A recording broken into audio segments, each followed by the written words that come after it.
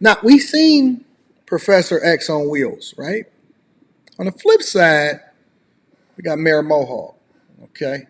So what I like to do is I like to give people nicknames. And one of the reasons that I like to give people nicknames is because it helps me to remember who they are. So I had this little trick in my mind that I would always like do a jingle whenever I met somebody that's significant that I felt like I needed to remember.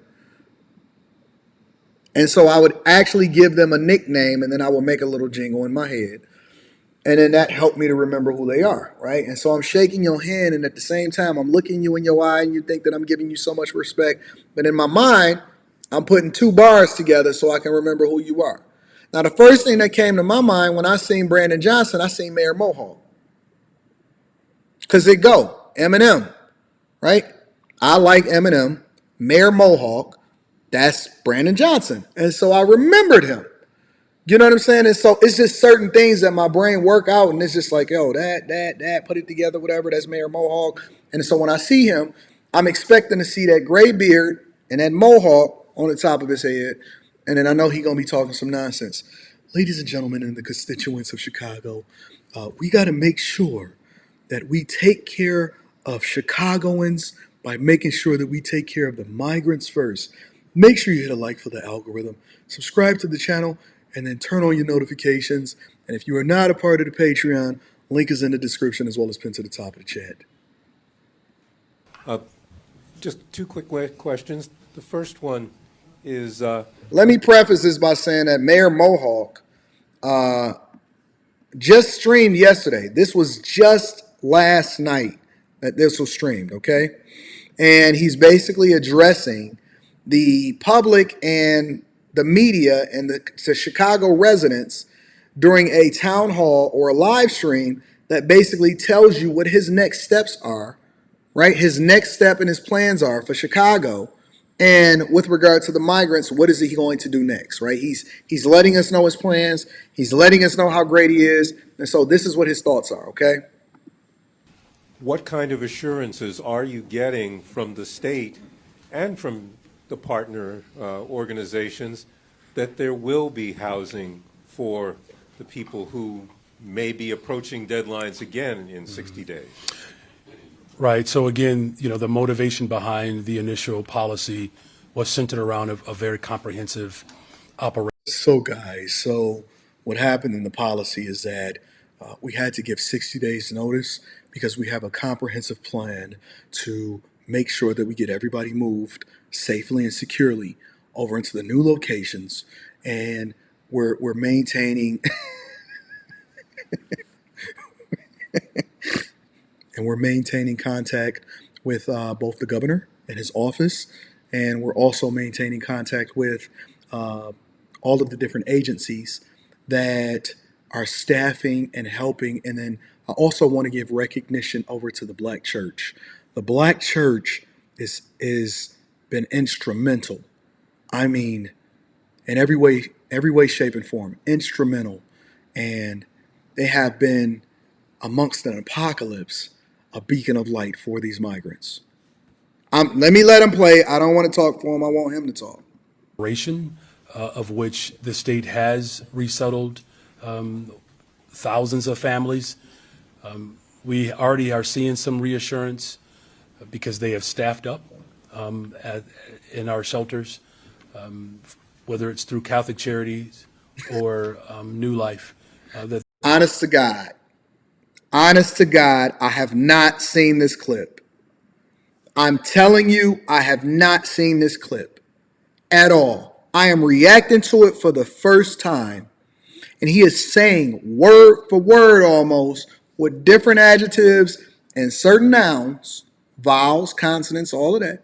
He is saying word for word what I was about to say. I have, on my father's grave, I have never seen this clip before. And he's literally saying the exact same thing that I was just telling y'all.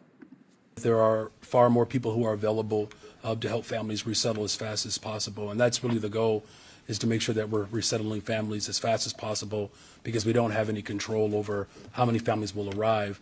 We are doing our very best to create some structure around what we do have control over. Thank you for that. Hi, Mayor. Hey. This is Maria Berreyesa from Univision. So my question is kind of similar to his. We have heard a lot of concern of the migrant families once they are approaching this 60-day limit. So if you can explain, like step by step, what's going to be the process after they face the eviction process? What options do they have? Well, again, the goal is to get them onto a path of sustainability. I can already tell you what he's gonna say, but I don't want to prolong this longer than it have to be. And independence. Unfortunately, the governor of Texas has not been a cooperative partner in this endeavor. And the city of Chicago, we're doing everything that we can. Everything that we can. As I said before, there are other states that have placed caps. We haven't done that. The city council members that are here today, helped us pass a budget where, we appropriated $150 million for this mission. And look, this is difficult for everyone. Migrants want a better life. There are people in Chicago who have been here who want a better life. That's why we've committed $250 million into the unhoused in this budget. We have a 3-year commitment for a homeless chief, but there are some limitations to what we. They have literally created a new position out of his own mouth, and the position is the homeless chief. Jesus Christ. I never thought I'd see the day where a new position is created in the Chicago administration of Brandon Johnson for the homeless chief. Who is the homeless chief? Who is the homeless chief over in Chicago? Did I hear that correctly? Hold on, man. It's impossible. It's nowhere in the world that I just heard this man say that they just created a new position called the homeless chief. Jesus Christ. Chief, we have a 3-year commitment for a homeless chief.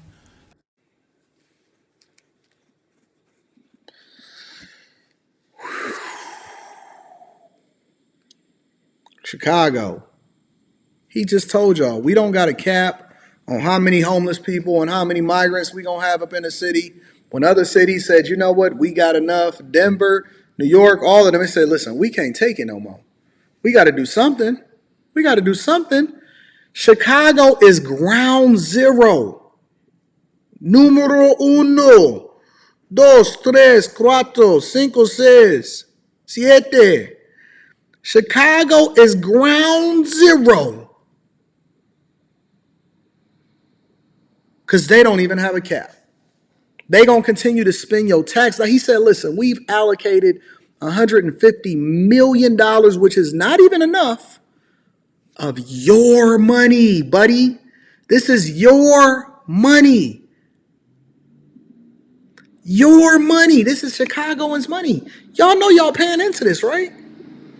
This is your tax dollars. This is supposed to be allocated for your community centers, for businesses, tax breaks to bring more jobs. This is supposed to be allocated in order for them to continue to fix the roads, infrastructure, bridges. They done sold their streets off already. They raising property taxes. This is your money. Oh my God, if I was in Chicago, I would be losing my mind. If I was in Chicago, if I was a resident of Chicago, if I was from Chicago, I would get on the Anton Daniels train and I would say, you know what, Anton? You had it right all along. You should be holding us accountable. You should be holding us accountable. You should be bringing all of our legislators up to the front of the congregation. Listen, I need to talk to my people.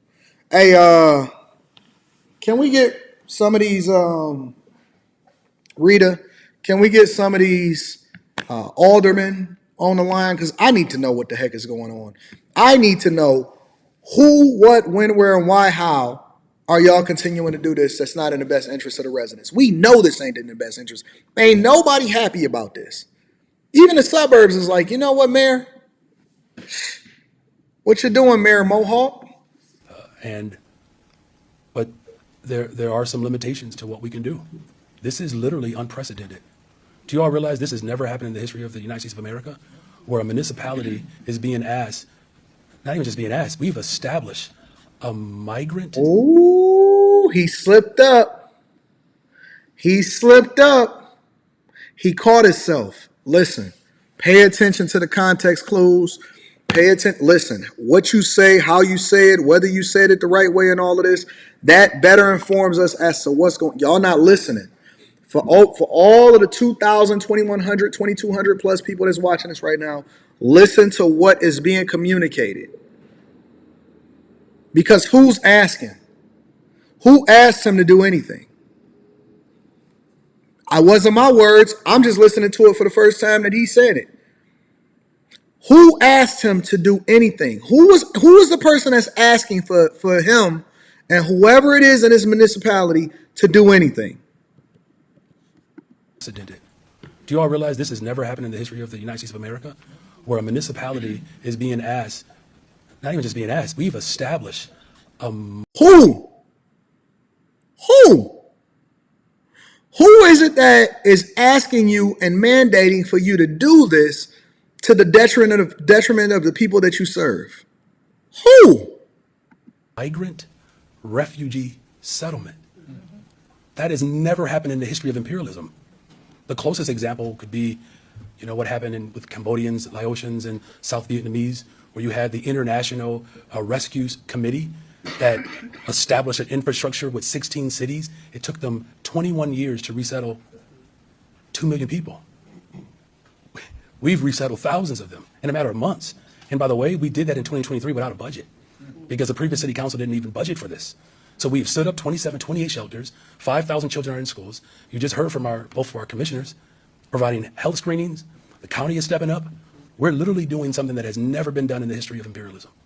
And so we're working hard, but there are limitations to this operation, and we're doing our very best to provide as much hope and opportunity for people who want to live in Chicago.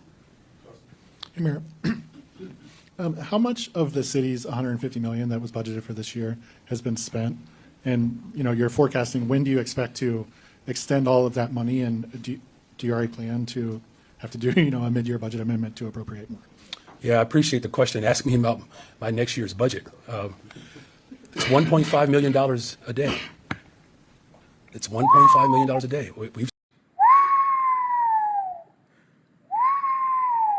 I don't really know if y'all know how much money that is. We're not talking about $1.5 million a year. We're not talking about $1.5 million a month. They're allocating and literally spending $1.5 million a day. A day. Hold on. Let me say it again for the people in the back. $1.5 million a day is what they're spending. Now, I'm not the smartest and the sharpest knife inside of the cookie drawer, so let me go ahead and get my calculators out. Everybody break out your T185s, your T81000s. Now, $1.5 million a day. Okay, we there, we got it. And then you multiply that by 30. That's $45 million a month times 12. So they've allocated. Now, again, I'm not the sharpest knife in a cookie drawer, but my calculator from Apple says that this is correct. The budget is, and they knew that the budget was underfunded, and we talked about this because it already was in a deficit, is $150 million for the fiscal year. Now, if my mental math is correct, that's $540 million, which is more than $500 million a year. So if you've allocated $150 million in your current fiscal budget, but you costing yourself, and is going to grow, the equivalent of more than $500 million a year, where does the difference come from? Where does the difference come from? If this is not the biggest bumble F mismanaged city in the United States of America, I don't know what is. The most mismanaged city in the United States of America, I don't know what is.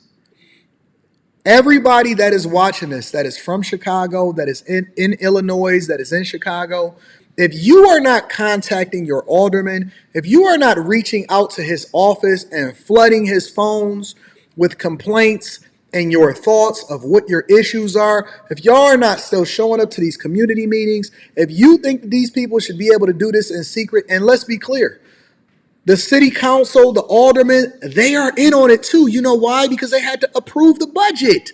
So it's not just on him.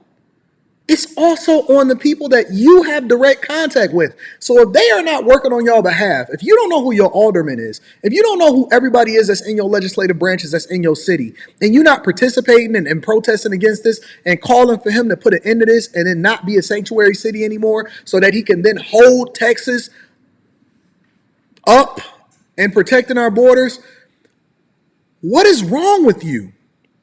This is your money. This is your tax dollars. It's coming away from your school. They got more than 5,000 kids already in the schools. They got your health care coverage. Your whole system is going to collapse under this whole regime. Listen. I told y'all and I warned y'all before. I said it. I said, listen, y'all are on an accelerated path to bankruptcy. And this will be the biggest bankruptcy if this continues to go the exact same way that it's going in the history of the United States of America as far as the biggest city to ever form back. You can forget about what happened in Detroit. You can forget about the recovery over in Chicago. You can forget about it. Forget about it. Anybody that works for the city of Chicago, you're going to be taking a pay cut. Anybody that is under the budgets of what's happening in Chicago, you're going to be getting laid off. They are hoping, and this is just my personal opinion, they are hoping for the federal government to bail them out under the idea that the Biden administration is going to win the next election. They are banking on it. It's the only hope that they got. If you spending over $500 million and growing, and you still have migrants arriving to your front door, and you are over budget significantly already from the last fiscal year from Mayor Beetlejuice, and Mayor Mohawk is sitting here telling you that they're spending $1.5 million a day. How do you justify this right there in front of our face when we got calculators right here on our phones? You said that. That's not breaking news, maybe for some people, but it's a $1.5 million a day. We're in the 26th day. Hi, Mayor. Thanks. I noticed there are 187 people still awaiting shelter at O'Hare. Theoretically, I guess, had space been opened up in the shelters, they would have moved into a shelter. So do they continue to wait, or is maybe more space opening up in the faith-based community? Well, first of all, thank you for acknowledging the space that the faith community has provided. What did I tell y'all that the blueprint was going to be when we started this live stream? When we started talking about this and we started reviewing this video, what did I tell you that he was going to hit on as a part of his speech? That he was going to lean on the faith-based community. And thank you for acknowledging the faith-based community. The Catholic and the Black Church has been fervent in making sure that they take care of and assist us. Oh, man. So we are literally organizing the philanthropic community, the faith community, government. No one else in the country is doing what the city of Chicago is doing. No one. It's not happening anywhere. And remember when there were thousands of migrants who were in police districts? And I said I would fix that. We did it. We did it. And it wasn't easy, but we have a very, very strong, dedicated group of people who love this city, who are working hard to find shelter. And so as space becomes available and as we resettle families, of course, we're going to make room. Remember, at one point it was 500 people in just at O'Hare. Remember that? And so, look, people are working hard. They really are. And I'm grateful for the people of Chicago, because this has been hard on everyone. But we have not flinched. And we're still opening up to mental health. That's not an answer. It's not an answer. Jesus Christ. Clinics. We still dedicated $100 million to violence prevention. You know, the good effort of our vice mayor and the Black Caucus, a brand new office for reentry, $5 million. We committed another $76 million to make sure that youth employment, of which we already had a 20% increase from the previous summer. So we haven't had to cut services. We have not stopped our agenda. We still abolished some minimum wage. Thank you, Alder Fuentes. paid time off. Like, our agenda has not stopped. And of course, we're going to continue to find shelter as it becomes available. But this is, the federal government has to do more. We know that. President Biden has put forth the package. Congress needs to act. This is not sustainable. I've been saying it. I'm going to continue to say it. But we're going to continue to bring people together. Congress, hold the line. Congress, hold the line. We ain't even fully funded the federal government that we got. Congress, I'm calling on every single Congress member to hold the line. Don't give them nothing. Don't give them nothing. Not one dime of my taxpayer dollars that come out of my federal pay, that come out of the federal of my paycheck. Not one dime. I don't support this. I don't vote for it. Don't give a dime. Don't give no bail, because there ain't even no plan to end it. There's no plan to stop this. There's no plan to stop the bleeding. Jesus Christ. You giving a blood infusion over to somebody that's bleeding profusely. And there's no way for them to stop the bleeding. Not a staple, not a stitch, not nothing. There's no way to stop the bleeding. They just pumping out blood. The very best I can, the very best that we can provide support for these families. Thank you. Hi, Mayor. Hey, I'm sorry about the snow. I know how eager you are to get back to snowboarding. So before you I just want you to know, I just kind of sized you up, and it's good to know that my intuition was right. So maybe one day we can do an exclusive with the two of us doing some snowboarding, and you get to ask me whatever. This is the way that you go out. Come on, man. Stop, bro. Stop. Let me get to the end of this. I don't want to see this bull crap. Again, we're preparing to open up 2 mental health clinics, $250 million into the unhoused. We're moving forward with our Office of Reentry, preparing our young people to work this summer. There's development that continues to happen throughout the city of Chicago. There's so many other things that are happening in the city of Chicago, and I understand why there's a hyper focus here.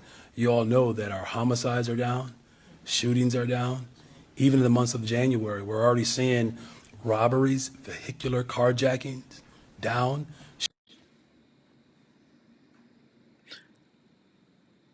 Correct me if I'm wrong. And I could be off here because I know I do a segment in the morning that basically is dedicated to crime. Are we not seeing literally kids get hit by stray bullets? A rideshare driver, somebody just died last night for delivering food. Jesus Christ. Shootings are down, homicides are down, our credit score is up. It's an amazing freaking city, isn't it, you all? Thank you all very much.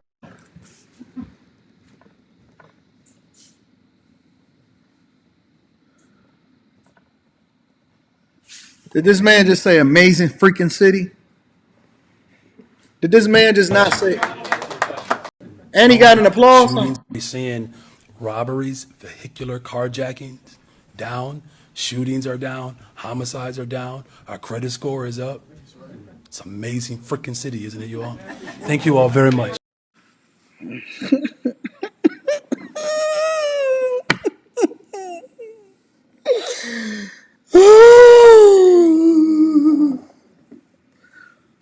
Oh, Chicago. Chi-town, and you say Chi-City. Oh, Chicago, y'all cannot be this bad. You cannot at all be this bad. Jesus Christ. Chicago. Chi-town, where y'all at, man? Come on back to the front of the congregation. Come on to the front of the congregation. Chi-town, what up? What up? What we got going on in Chi-town, y'all? Jesus Christ. For the first time on the Millionaire Morning Show, I'm speechless. For the first time on the Millionaire Morning Show, I am speechless. I have never seen such Jesus Christ. Credit score is up. It's an amazing freaking city, isn't it, you all?